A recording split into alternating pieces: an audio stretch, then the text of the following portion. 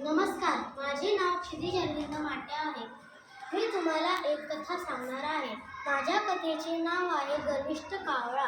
कावळा करतो काव काव, कावळा करतो काव काव, चल रे माणसा झाडे लाव, चल रे माणसा झाडे लाव. एक होता कावळा, काळा काळा जसा काही कोळसाच. तो होता मोठा गर्विष्ठ. तो नेहमी म्हणायचा, माझ्या इतक्या वेगाने कोण उडू शकतो? त्याला एकदा भेटली चिमणी एवढीशी. तिला तो चिडवू लागला, चिवचिव चिमणी, चिमुरडी आहेस एकदम भिकारडी, आणि ऐट किती मिरवतेस, तुला माझ्या इतक्या वेगाने उडता येत नाही, आणि उगाचच आपली ठुमठुमकत चालतेस. चल लावूया आपली शर्यत. त्या दूरवर दिसणाऱ्या सूर्यापर्यंत कोण आधी जाते ते पाहूया. दोघेही उडत चालले, कावळा पुढे चिमणी मागे. उडता उडता चिमणी बिचारी दमली, थकून भागून झाडावर जाऊन बसली. हे पाहून कावळ्याला आणखीनच गर्व झाला. तो उडत पुढे निघाला. त्याला भेटला एक मोर. त्याला पाहून कावळा म्हणाला, नाच नाच नाचतोस मोरा, उगाचच मिरवतोस कशाला हा कोरा. अरे माझ्या इतक्या वेगाने तुला उडता येतं का? थुई थुई नाचन तुला जमतं, नेहमी उगाचच आपला फुशारका मारतोस. चल लावूया आपली शर्यत. त्या दूरवर दिसणाऱ्या समुद्रापर्यंत कोण आधी जाते ते पाहूया.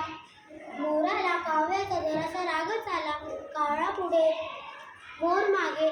खूप खूप पुढे गेले ते. मोर बिचारा दमला. तो गयावया करून म्हणाला, आता आपण थांबूया. पण कावळा कसला थांबतो? तो गर्वाने पुढेच निघाला. मोर दमला आणि एका झाडावर जाऊन बसला. तेथे होती एक घार.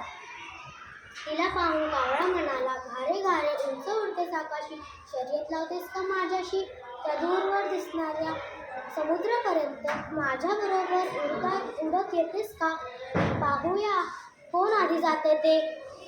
लावूया आपली शर्यत. कावळ्याचा गर्विष्ठपणा पाहून घारीला हसूच आलं. त्या दोघांची शर्यत लागली. घारीचा झपाटा मोठा. ती केव्हाच पुढे निघून गेली. कावळ्याचे बिचाऱ्याचे पंखही दुखू लागले. खूप दम लागला. धापा टाकतच तो घारीला बोलू लागला, आता तू थकली असशील ना ग, आपण या खडकावर जाऊन विश्रांती घेऊया.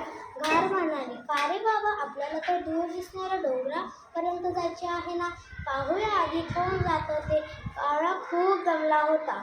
तो घारीची मनधरणी करू लागला. घार हसून त्याला म्हणाली, काय रे कावळा दादा, काढली का तुझी शर्यताची हौस? तात्पर्य, कधीही कोणत्याही गोष्टीचे गर्व करू नये. धन्यवाद.